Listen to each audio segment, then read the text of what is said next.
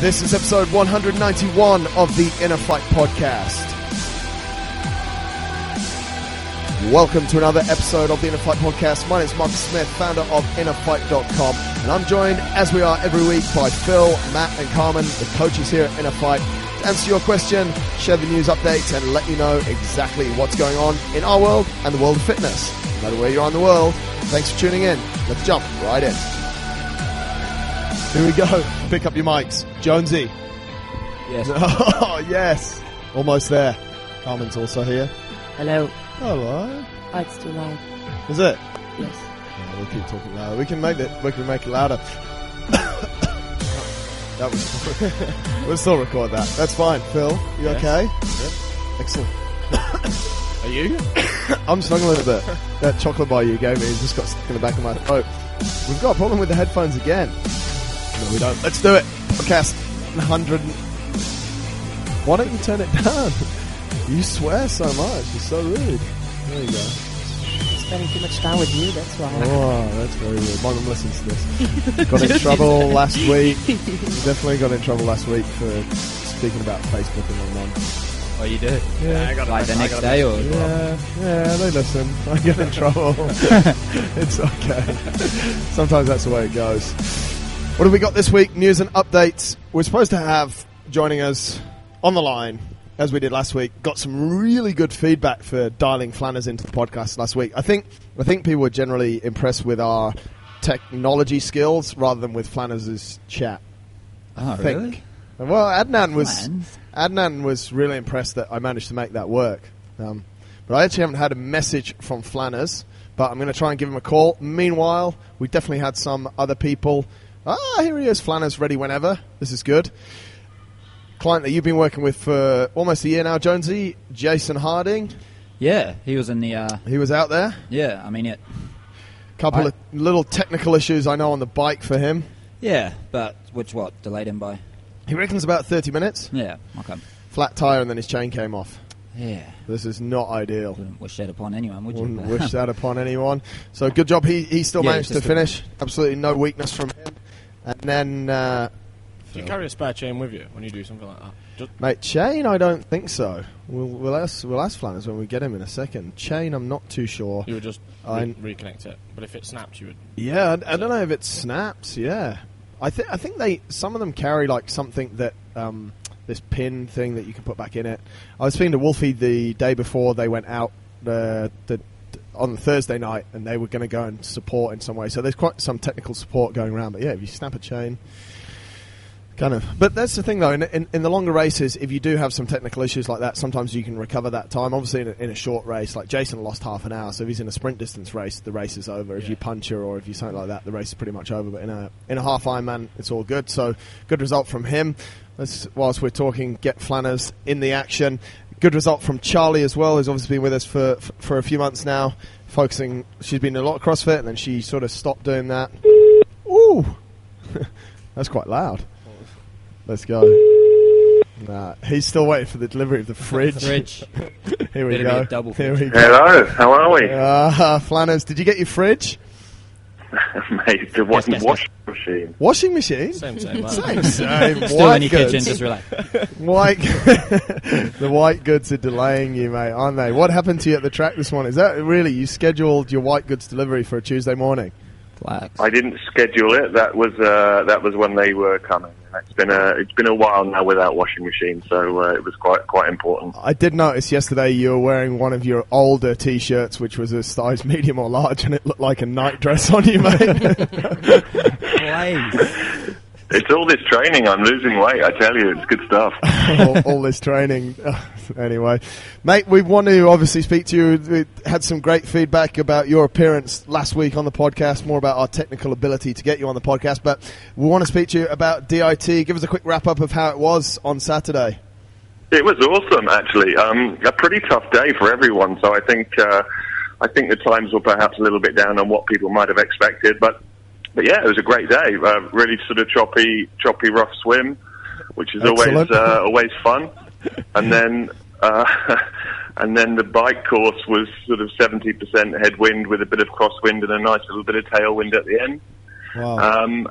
a nice hot run to finish it off. So it was windy. It was definitely windy then. East-westerly. Did the wind? How do you get the wind all the way around, mate? They sort of did a loop. Well, no, they did. They basically rode from JBR up to, if you know the route, up sort of Hesse Street, up the stick, and then a little bit of the loop. So it's kind of like I guess a P-shaped course, if you want to call it that. And the whole stick of the P was headwind, which was excellent, which was fun. Yeah. And so yeah, we had everybody did. We had this sort of the usual selection of thrills and spills and a couple of crashes. A couple of crashes on the bike. Yeah, one of the guys crashed on the bike. Mate, that's two of your endurance guys falling off the bike. Maybe we should give some lessons. I think bike handling skills perhaps not optimal. But one of our guys, Hayes from Belgium, managed to take third place in the 40 to 44 category with an incredible performance, and unfortunately a couple of guys came in from overseas and took the top two spots. But I think any other year he would have been champion. So very, very impressive, yeah. And then one from our stable, Charlie, who's been working more with us.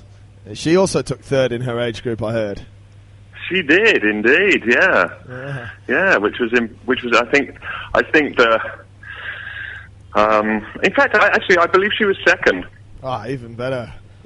Yeah. Anton told us that she only got he's second or third, whatever, because she's quite young. He said if she'd have been in that's what he told me last night. He goes, I think she was second or whatever, and because she's young. I was like, how old is she? She's 28. Yeah, she's in the 25 to 29 age group, I think, and it wasn't an enormous field from on the female side. I guess most of them are out partying at that age. But anyway, did you hear Carmen's question there, Flanners? I didn't. What was that? Is it more a sport for older people? Like plus, I don't know, 35 or something? Do you want me to answer that, really? Yes, we do. Yes, please. A lot of people are interested in this stuff, yeah. I think it's for more, I'm going to say more mature people rather than older, but it's quite unusual for... Not for childish people. For ladies especially of that age to be doing half-distance events. So younger people would more do like the sprints and then... typically, and then progress upwards normally. Yeah. Wow. So it's like Flanners, someone of your age would do like double Ironman or just easy. Take it easy. I think go fast until you're too old, and then start doing the longer stuff. There we go. Sweet. Any other call-outs, mate? I know you had 13 people racing, so any other mentions? We obviously need to give them all a huge mention. Doing an half Ironman that distance. I know Rob Jones also from the mainline classes. He did it around 6 hours, so they're out there getting tired for a really reasonable amount of time. Any other special mentions that we should be giving out? Jason Harding, perhaps, who I know listens to all of these things. He had a few issues on the bike early on, which cost him about 20 minutes, but actually finished it off and sort of gutted it out and battled through with a solid bike and a really, really strong run. So I will give him a mention. Absolutely. And mate, what's next? Do you give these guys a few days off, or because I didn't see many of them in the gym this week? Yeah, I haven't seen Jason yet either. I'll see him today. No, Jason's straight back into it, but straight back into it. But actually cancelled twice. It's Wednesday. He's still not here. He's still not here. He's coming today, though. most of the guys I've given them 3 days off, actually, which I think is pretty generous. But very generous. They'll be back into it pretty quickly. And a few shorter course races coming up. I know in December, or I think before December. What's on the cards now? The schedule is packed now, really, for the rest of the winter. So the short course racing, December, January. Then you've got Tri-Yaz and the Abu Dhabi ITU short course plus Olympic distance. That's sort of February, March time. It's just there's literally something every weekend now for the rest of the season. So might have to get you on more often, mate. I'd be absolutely delighted. Nice. Delighted. Flanners, we appreciate the update, mate. And obviously, if anyone wants to get in touch with Flanners, if they are thinking of racing in any of those races that he mentioned coming up, they pretty much go until March. He is the man. He helps. He had 13 people racing at the weekend, and I guess a lot more will be coming throughout the season. So give him a shout. Absolutely. nf@innerfight.com, or the normal email address, winning@innerfight.com. He is old, but he will make you go fast. So, Flanners, thanks a lot for joining us, mate. Appreciate your time. Always a pleasure. Cheers, mate. Chat to you buddy. soon. Cheers. There we go. Triathlon. Next up, this weekend. Nothing else happened last weekend. I took Mohammed to HealthX. That was interesting. Mohammed did really well until he had to be interviewed at the end, and they said one of the questions was, Mohammed, can you tell us, this was for a video, where you are today and what we're doing? And he couldn't say HealthX. The whole time he's like, we are in Abu Dhabi X Health, and the chick's going, it's HealthX. So they refilm it, and he's going, we are in Abu Dhabi X Health. And then I was stood behind him and just making video after video and just putting him off, and it took about 10 minutes. The chick actually got really frustrated, but that was a cool thing down there. He's actually back in Abu Dhabi today. He's, as I heard on his voice messages this morning to me, he's had a nightmare. There was an accident on Sheikh Zayed Road, so he moved to Al Khail Road. There was then an accident on Al Khail Road, so he now moved to Mohammed bin Rashid Road, and finally got there about an hour late. But he's doing a video television interview today. So Nice. Was he the reason of the accident, or he he was making all the voice messages on his phone and then pulling handbrakes at the time, I think. He definitely might have been. Phil, this weekend, Firestorm, gives a little bit of a rundown on what Firestorm is and what's going on there. I know we spoke about it briefly last week, but just so people know if they want to go and support you. Yeah, it's a 4-person team event, 2 guys, 2 girls, run by Reebok CrossFit LifeSpark. Where are they? They're in JLT. JLT, right? Yeah. So yeah, I think it's their 4th year of doing it, or third. You've done it Third before, year, right? yeah. Third year. Third year. I think it's third year. Yeah. So I think there's 40 teams taking part. Wow. Mixed Awesome. pretty mixed abilities, I would imagine. Yep. We've got 2 InnerFight teams in there, or 3 teams. Three. Yep. 3 teams in there. So yeah, come down, shout things at us. Yes. Great. Yeah. Claire Nobles are the MC, is that correct? Yeah, so Glenn she'll say Noble things. She'll is the say MC. things. She's the MC. Ah. Well, I'm not participating, so I can say what I want about her, but you better be careful because she'll listen to this on Thursday and the competition's on Friday and Saturday. But I just wonder what percentage of the crowd will actually understand her accent. Yeah, not mine. She's going to paste you.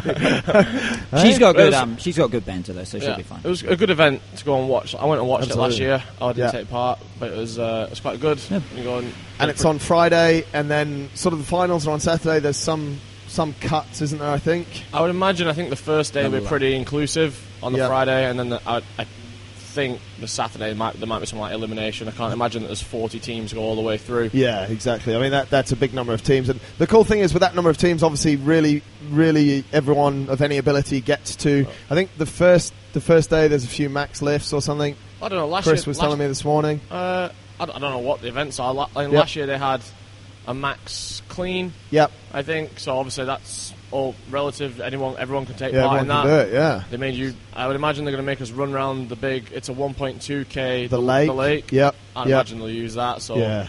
Carmen, you can carry me. be excited. I thought you were going to say you can count on me. Oh, did I say carry? I meant count. We're working hard on the running. Good so running this Hey, morning. today. Easy. And we No got, problem. Salim and Maria and our team, good runners. So Yeah. hopefully Yeah. they'll carry me and Carmen through that part. I will do the lifting. Yeah. I told you, It's a good combo. It's a good combo, our team. And then the second team, Minhal, and then the girls. Oh, Scott. That was close. Yeah, Scott. Minhal, Scott, and then 2 girls. And Laura. the 3 girls. 3 Minhal and the 3 girls. Oh, Scott.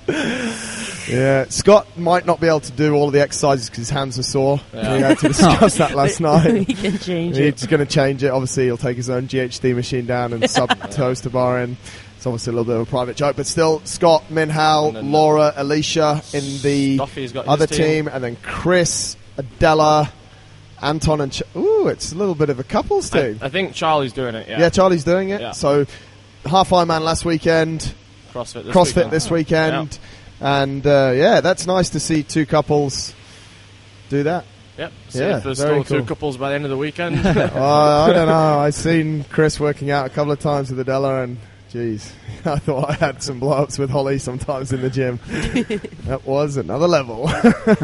But no, we hope it goes really well. That'll be fun. Have you told Moonim that he's going down there? Yeah, Moonim's coming. Moonshine, you got? Yep. Thumbs up for Moonim. Yeah. Bring your spare kit just in case. Yeah. Moonim, just that you know, when I'm gonna lift, please film me, and not just film Phil's just standing there doing nothing. I was getting very upset about that. Ready to lift. Very upset about ready that. to lift.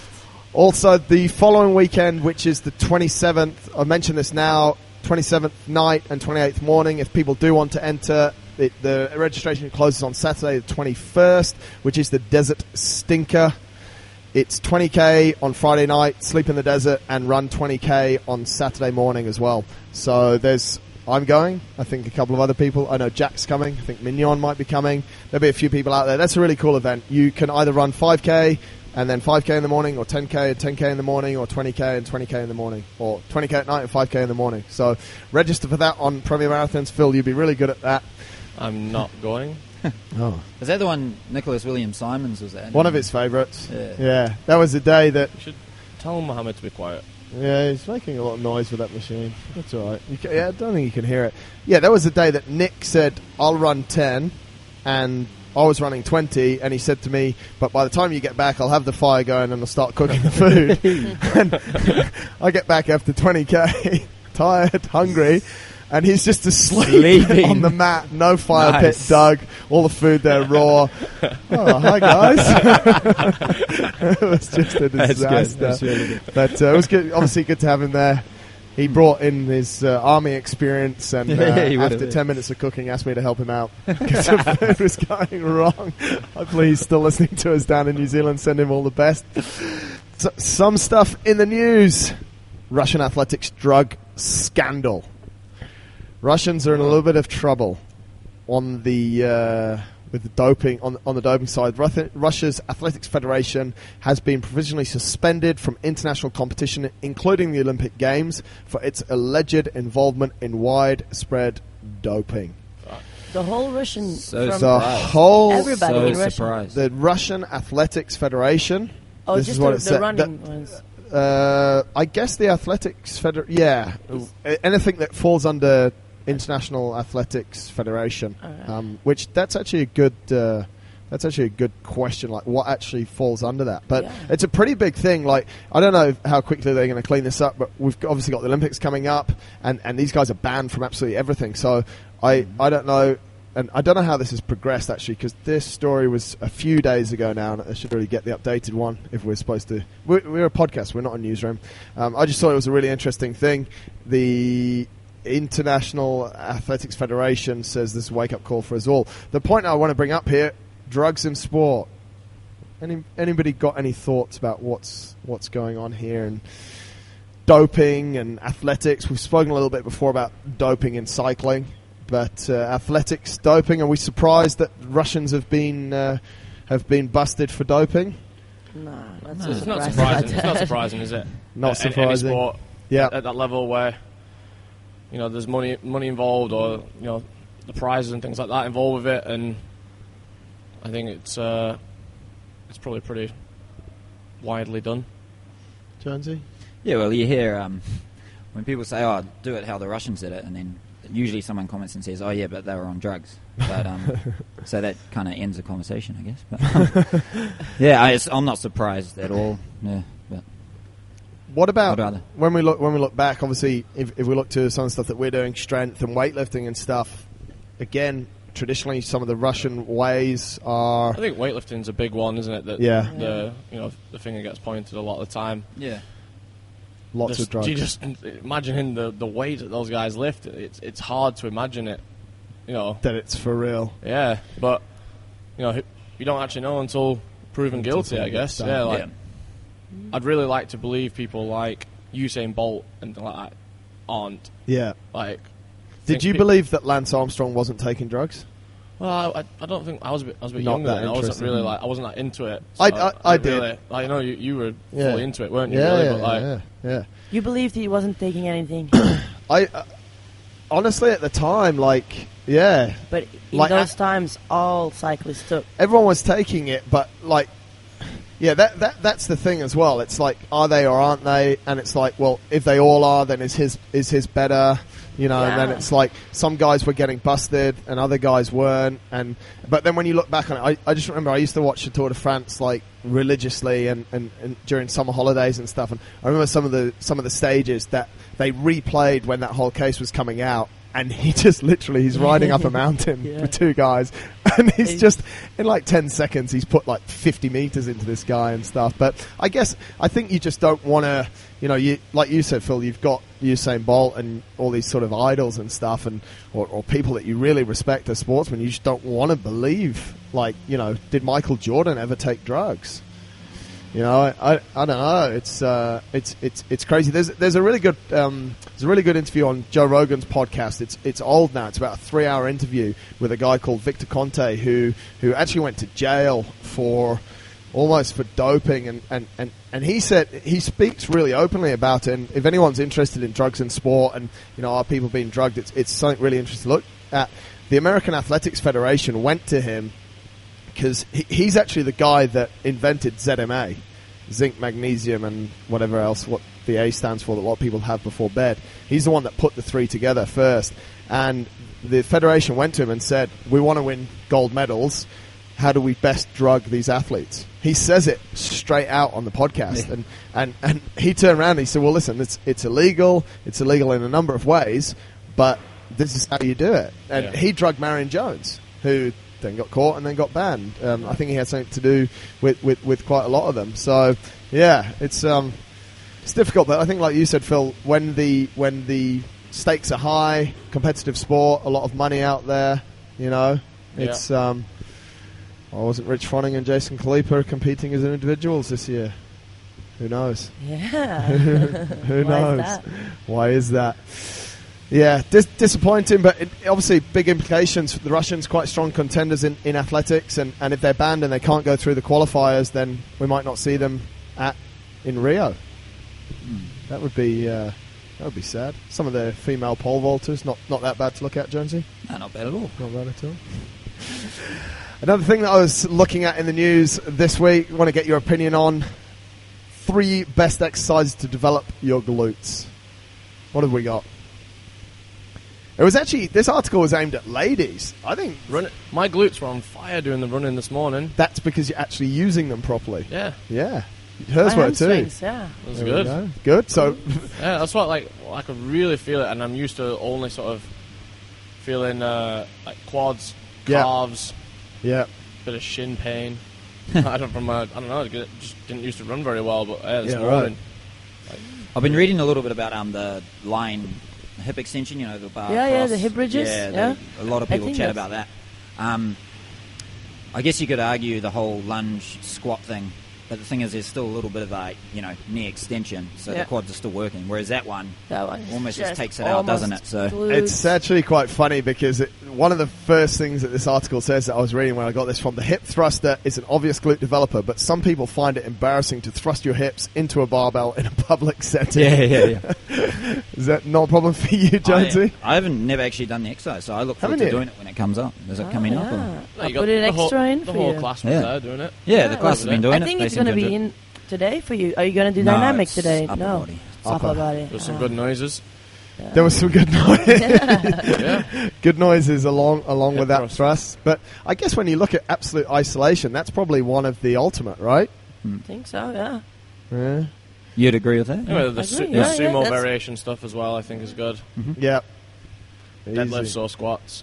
all sort of Yeah. stuff there. So if you want to, what is it, Carmen? There seems to be this increased sort of obsession with girls wanting to put more junk in the trunk or build the booty, as I've Yeah. seen it referred to. Well, you're I a always female. wanted Give less us, butt, but yeah. now Okay. people are giving me compliments about my big butt, so I think like, yeah, easy.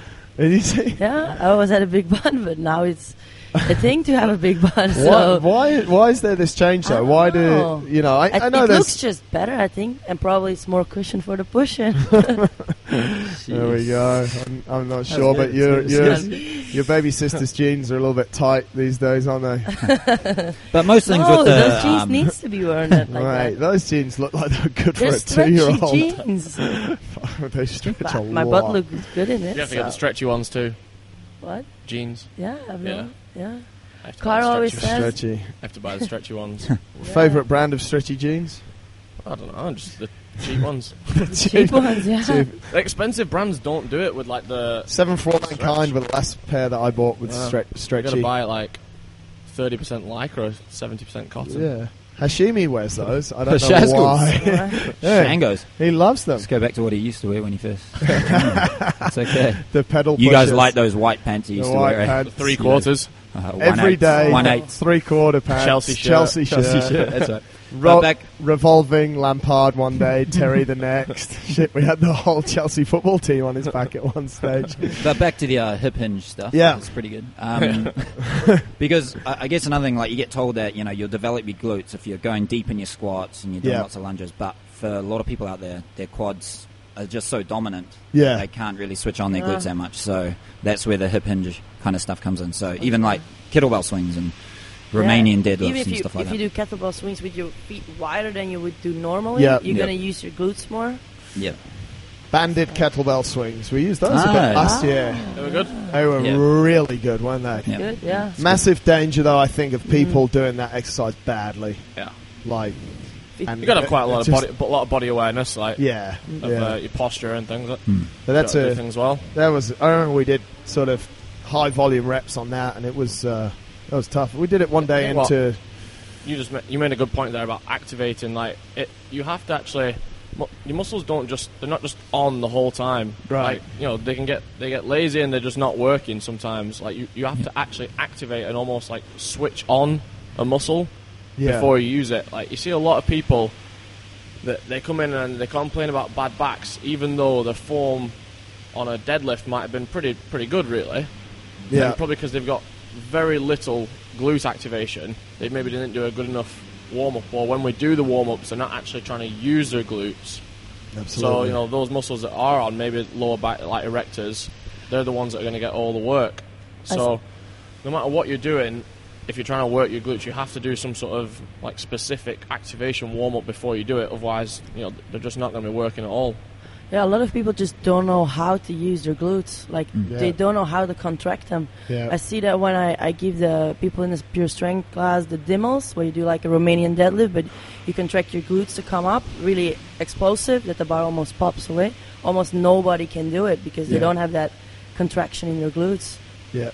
It's true. It's quite funny that, and it sort of links into another article that I was reading through. I think the title was something like "Be a Lion," and it's not the same as activating stuff, but it's actually knowing sort of how far you can push as well. And I think we talk about this a lot. Like I see some people go through a workout that when we might program it, we'll be like, "This is really hard." They'll be really smoked, and then like they'll do it, and then 5 minutes later, they're like, the class is finished, and they're like on the air bike, "Oh, can I do some intervals?" So what do we think about sort of really pushing and sort of going, suffering more, and how can you get that across to someone? Like it's not every day that everyone works out super, super hard and buries themselves and completely trashes their central nervous system. That's not what we're looking for. But when it says sort of this concept of max effort, and I know we've spoken about it before, what pointers have we got for people to sort of, like, this is what you should be feeling? Like, we had it before on the 20 minutes of 500-meter row, 500-meter ski, and was it 50 cals? It's 1 minute, isn't it? Air bike. In the 20 minutes. In the 20 get it minutes. done. And some people done in 12 and like, oh, today's workout was really easy. Like, that was the most hellish day class I think I've ever done. So what pointers have we got for people to, how to really understand how to push? This is more, I think, the mental side. The physical side is, you need to learn how to contract your glutes and you need to do that. But turning up to the gym and really pushing that extra level and going a little bit harder. I think you can probably do it twice a week. Yeah. Where you can really go as hard as you can. Yeah. I think if you did that twice a week, you would have you'd be able to continue doing that for a long time, not have that many injuries, not have that much serious fatigue levels. But on the days that you you're not going absolute max effort. It's still like an 85-90% push. Yeah. You're not left like rolling around on the floor after, like absolutely destroyed. You should finish a workout thinking like you've worked really hard, your heart rate will be high, nowhere near max, but you think like, yeah, if I had to, I could have done a little bit more. But then maybe twice a week, you just go absolutely nuts. Yeah. And it's a thing. It's really hard. It's a complete mental thing. Like your physical ability is your physical ability. Like you can't just do it. You have to want to. Like the other day, we're doing the bike intervals, the 45-second max efforts, 7 sets of them, and I'm walking around in my rest period. You have to tell yourself that, like, okay, the next set you're going to enjoy being in pain, and it's something. It sounds silly, but if you don't, if you're scared of it, if you're scared of being in pain, and as soon as it happens, you'll slow down. Yeah. Whereas if you almost like you look forward to it and enjoy it, then it's kind of a way of getting through it. But it's lungs bleeding. Is that what you said earlier? Oh, yeah. On the air bike, it's no, on the track. The track this morning didn't make my lungs bleed. It was a waste of my time driving up there. This morning, yeah, a bit easy. Yeah.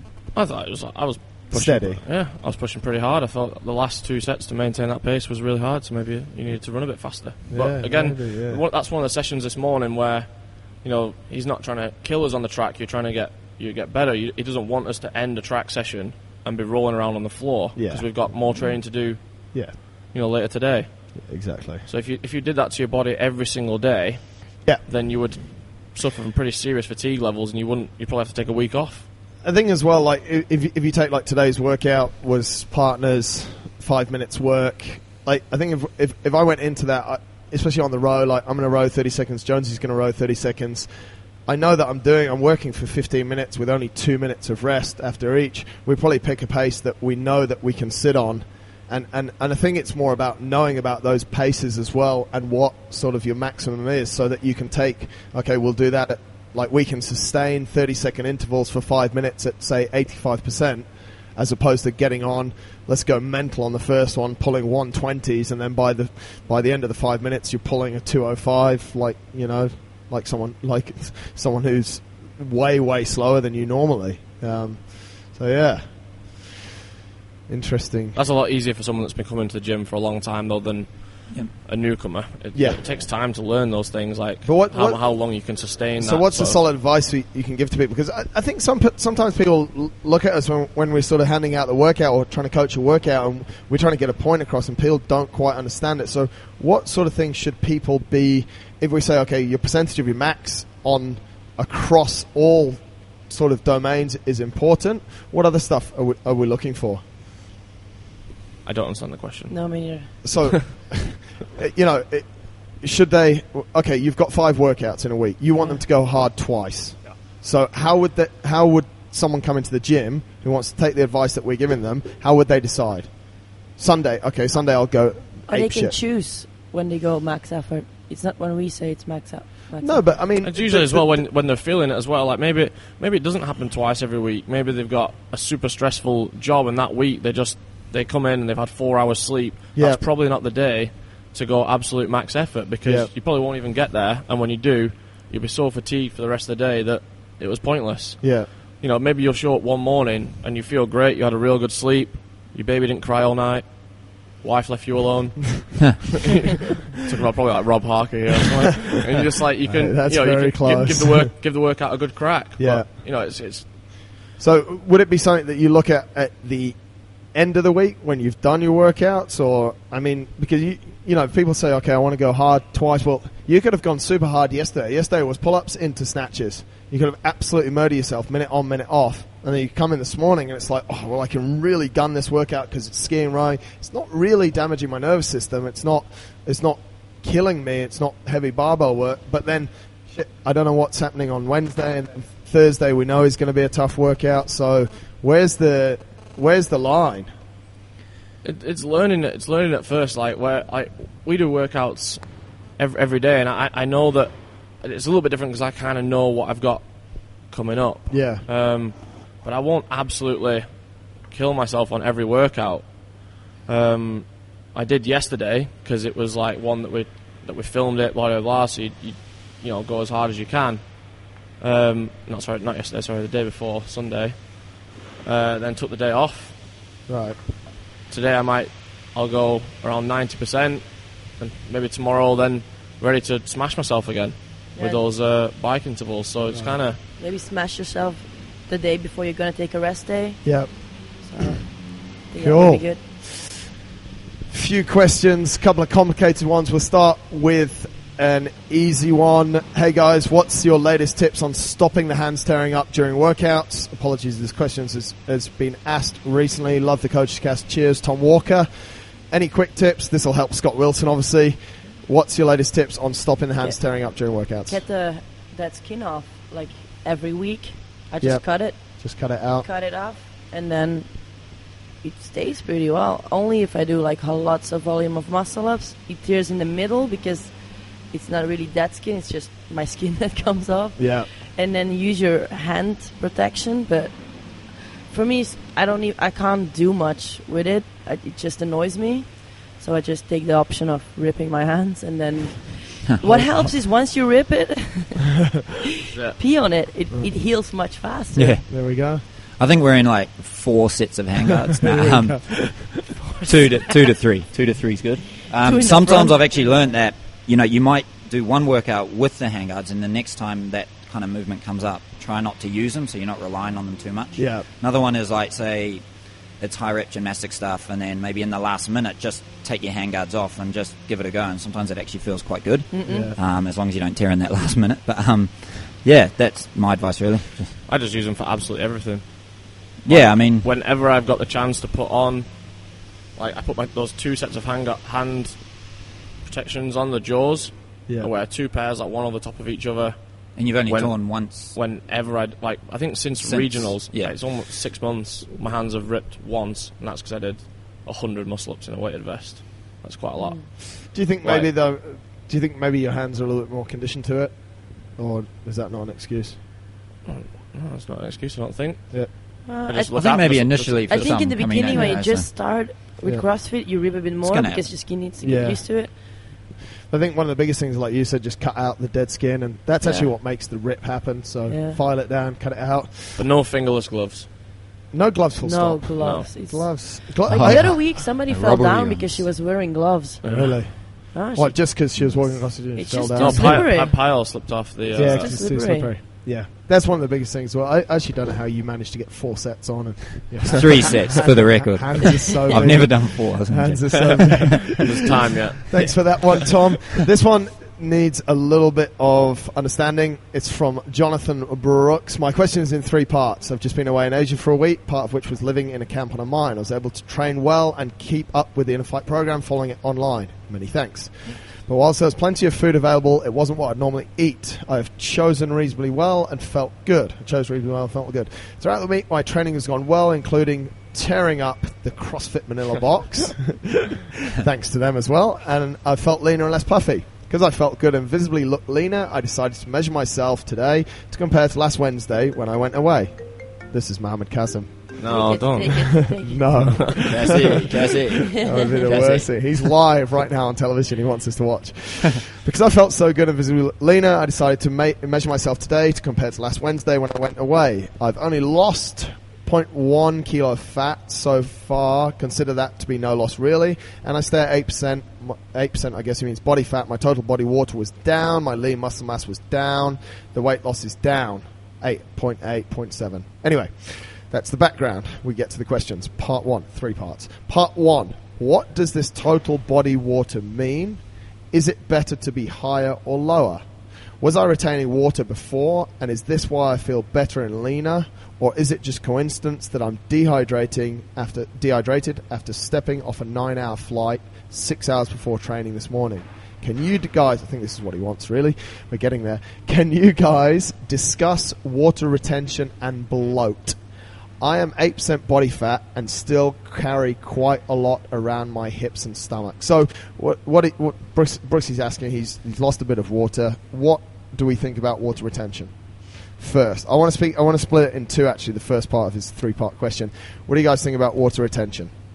Bang. Jonesy. It can happen, obviously, after flights. I think the main thing is if you're doing that test, you have to rely on where your water levels are. So if it does change, it's probably going to change your result a little bit. Yeah, especially the percentages. Yeah. That's why I don't like to go off the percentages. Percentage of body fat, like, it doesn't... Your water can be up, your water being down. Yeah. The main thing that's important is the kilos of body fat, which was obviously mentioned before. Yeah. Bloating...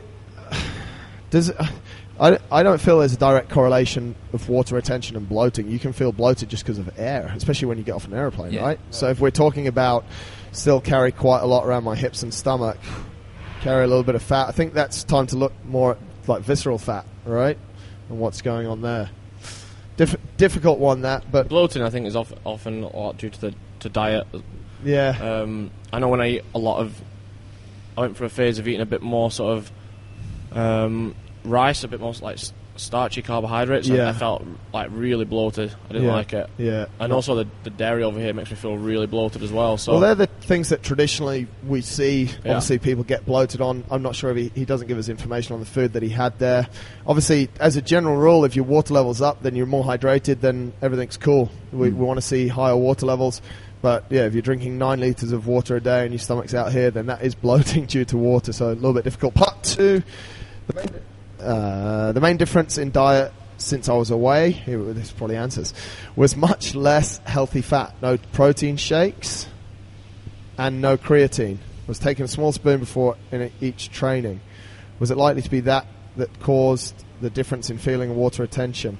Do you suggest I introduce one at a time to find out, and if so, which order? So he stopped taking creatine, right? Yeah, That's what you say. the main difference So in diet is since it- I was Is it, away. I'm not sure, but when you take creatine, it holds water, right? You hold a lot of Can do, water, yeah. yeah. So Definitely. if he stopped, it's maybe a bit normal that he lost a lot of He water. lost a lot of water, yeah. Right? Yeah. So I think it's probably because he was not taking his creatine anymore. Yeah, yeah, that's And probably... then the flight, didn't Yeah. drink enough. And, Yeah, maybe. Yeah. No creatine. What does he said? Is why that does he likely take to- creatine? Well, this is his final question, so we'll run this together. Views on creatine. I think part 2 and part 3 are linked. Views on creatine. Should we be taking creatine? What's the benefits? What can I expect? I've used it, but like not the whole year long. I just Yep. mostly I just start using it like after the Open, just to get to regionals, and then I feel like my lift, everything is just going up for a couple of weeks, months. But then if I would just keep taking it, it wouldn't change anything anymore. Right. So I just, after my biggest competition, I would stop, and then the next I would just train, and I really feel the difference when I've been taking it. My lifts are just a bit easier. I feel Right. stronger. Yeah. One of the main things I've noticed with creatine is water retention. Again, hydration. Are we stressed out if we had additional water in our body? Not really, because it's quite cool. Again, so long as it's not related, which these things could all actually be related.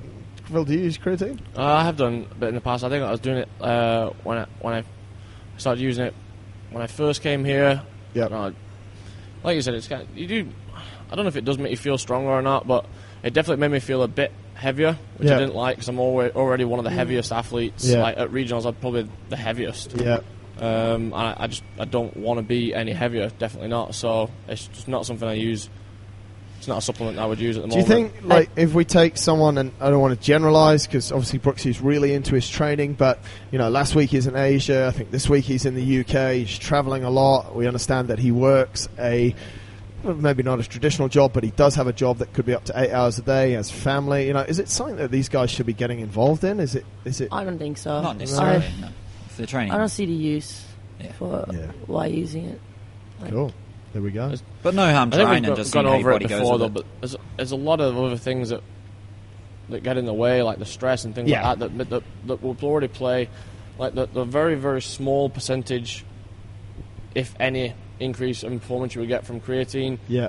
If you only sleep 4 hours a day because you've got a really stressful job, Yeah. you're going to lose probably about 10% in performance. So Yeah, it really yeah. doesn't. Yeah. It's not the first thing you would go to. You have to if you've got everything else in place and you want to start increasing performance, and maybe you would look into it, but you have to have all those other things like nutrition. This is the thing as well, mate. And if in part 1, is it just a coincidence I'm dehydrated after stepping off a 9-hour flight 6 hours before training this morning? So he flew back 9 hours, then only slept for 6, and there's a load of other stuff like that that's causing issues. So probably best to save whatever you'd put into your creatine and spend it on maybe ice cream. Notice I'm smiling. Fix your sleep, and then you can eat your ice cream, obviously. Andrew Savage is back. He has 2 questions for this week's podcast. I've left them to the end for a reason. Question number 1. Why do the workouts, he wasn't here this morning, generally have an odd time, such as 23 minutes, 46 minutes, etc.? Why not 25 minutes or 45 minutes? Is there a rational reason for this? Or are you all just crazy? No reason, right? It's just stupid. You just pick a number. Why not 43? Why 47. Why not 47? See, It's usually a little bit of fun when we do programming as well, isn't it? Just well, I have a question for you guys. When you set your alarm in the morning, how do you set it?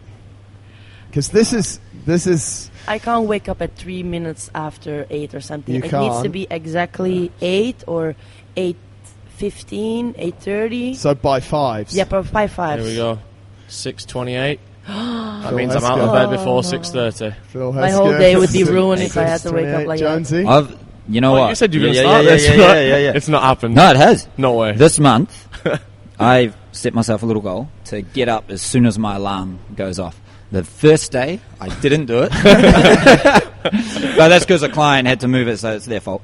But from now, I've been doing it. And it's going okay. I still don't talk. 4:29, 5:24, so 33, 66%. No. So yeah, I think everyone should On a just. funny I think number. the snooze button should just be I cancelled. never, ever snooze. It's the worst thing that's been invented. We spoke about that before, didn't we? Yeah. Yeah, Carmen's at 4:30, just in case the 4:31 doesn't go off. The 4:20 p.m. That's when I do a nap. From now on, When I I have think to coach if a anyone class uses at 4:30. if anyone uses a snooze button, they've lost the battle for the day. I reckon. That's gonna be a shit day. Shit day. Do you Yeah. feel better from doing it? From getting up straight Not away? straight away, but I've started to notice a little bit more now. Yeah, Yeah. I get I up feel and then much I'm better. like, Yeah, I feel yeah. much Yeah. better. Do the I same. will never shut my eyes again. I just get up. yeah, just get up. Unless Holly's like, oh, stay 1 minute, and then I'm like, 10 seconds, see ya. Yeah, I'll tell you what, I've got maximum 2 minutes because She listens. the next one's going off. Yeah, but Sure. you've kind of you kind of, it's like wearing 2 condoms for you, isn't it? It's like, double protected yourself. What? Yeah, because that's if you screw up the first one, then you've got the second one. No, you have to be out of bed I've before never that worn one. 2 condoms, mate. I don't understand the 2 I condoms. don't. Where does that come from? Because you've So got it's- 2 alarms. You've Yeah. set 2 alarms. Yeah. If I see The second one never goes off. I switch it off before it goes, and I'm Oh, out. so you that's might not, your- you yeah, might yeah, not yeah. always. You I'm might in the only kitchen. split one of the I'm in the condoms. kitchen. You might not use. Eating So fucking savage. ice cream or anything. Yeah. So Savage's Savage's questions. time demands. Time domains. My 46 minutes. my personal opinion here is that it would be super easy because people get the reason why I like workouts that are, especially when they're longer workouts, that I like them on different minutes. And I think a lot of the time he's probably talking about sort of Thursday workouts that, because we've had a 23 and we've had a 40. He's taken the last 2 Thursdays as his examples. Yeah. I think it's It's good research. I think Savage. really good. I think it's really good mentally, to be honest. I quite like the challenge of, how many rounds is it, and then putting it in and dividing it and stuff. And if it was 20 or 25 or 45, everyone would be able to make it super simple. It'd be a 5-minute round, and I'm going to do 5 of them. Well, it's not. You're going to do 23 minutes, and then That's good, mate. Yeah. So I think this week's is 20 minutes, right? We need to change it. Yeah. Make it 21 and 30 seconds. Yeah. there we go. So there is a little bit of rationale, mate, but there's a little bit of craziness there as well. The second and final question. This is a stupid question. He's got this completely wrong. Savage. It is rare that we see a named WOD at InnerFight, or perhaps I just missed them. We did one on Sunday. Is there a reason for this? Thoughts? We did one on Sunday. The Inner Effect. Oh, yeah. We did our own named ones, and then we put them in. I think I think reasonably. Sometimes often. we do, but we often don't. do we? Helen's been in there. I tried to put Randy in, but you guys took it out. Grace is in I've there. tried to put Surfer on Acid in, but that got cancelled. We put them in, but we just don't. Actually, put I the snuck it name, in. right? Yeah. I mean, Grace is in there it's next in week. honestly speaking as well, like one time I put Grace up and I was like, this is Grace, this is a CrossFit workout, and everyone's just going, Who's Grace? Grace, where is this bitch? You know, and then it's just like we do use some named workouts, but the honest reason, Most common one is probably a Helen. we used Helen quite a few Helen. times, It's a and our good own one. benchmark workouts. Yeah. Did Savage do InnerFight? Probably. He was here on Sunday, probably, wasn't he? No, but he had to change it because he's got this problem with his calf, and he wears this 2 calf sleeves. Let's just put It's Murph true. in, then they will never ask it again. Murph. Are we Double. Alright. Did they Double actually ever Murph. programmed Murph the full way through? I don't think We have put a variation of it Yeah. in. I think one of the answers to this question as well is like a lot of the stuff we put in is okay. We put benchmark workouts in and we do name them when they come up, but generally a lot of stuff is sort of put together by us based on what we think is the best solution for our clients and the way that we take our program. And you know, that's why a lot of stuff only comes up once. Like today's workout, 5 minutes on, 1 minute off, 5 minutes on, 1 minute off. What do you want me to call it? 5 and 1, and put it in next week as well? I don't know. It's, you know, I think that's one of the things that we're not putting. We're keeping the program varied. I don't know if it's just the headphones that go funny. We're keeping the program super varied, and so it's not always, but every time we do put in what we'd call a benchmark workout, a named workout, it has a name, and it's written up as a name. Yeah. I just hate WOD. Yeah. It's a freaking workout. Might do 10. WAD. WAD. What's a WAD? Quick wrap up. Get down to Firestorm. Jonesy, how many minutes? 47-ish. We're actually at 50. 53, but I think there's some intros, so 50. Okay. That's gone fast. Get down to Firestorm. Support the guys this weekend. Matthew Jones is the official coach. Manager, brand man. ambassador. Sweet. He'll be doing various Shirts on. stunts throughout the day. He definitely won't be wearing a shirt for any of it. If you do want to register for Desert Stinker, that closes on the 21st. Anyone who's complained to me about more classes, Pure Strength, we're working on that. We've got some exciting new stuff coming. It will not be the next month, but it will be in January, so just hold tight. We understand that you do have to book at least a week in advance to get a place. I know that's a nightmare for some people, but just get a little bit more organised. Phyllis is in charge next week. Yes. Not here. This is it. Brownies? So, Brownies. So, Matt, what Bring do you think? brownies. There's some good questions about brownies. Phil Hesketh will be the host of the InnerFight podcast next week. I'll be away. Oh, no, I don't know how it's going to go. He's happy. He's happy. I'm sure it's going to go absolutely fine. Jonesy will have to bring something special for him to keep him happy that day. We'll get some good guests on. We'll get Moonim on there. Yeah, Moonin. Nice legs. He's happy.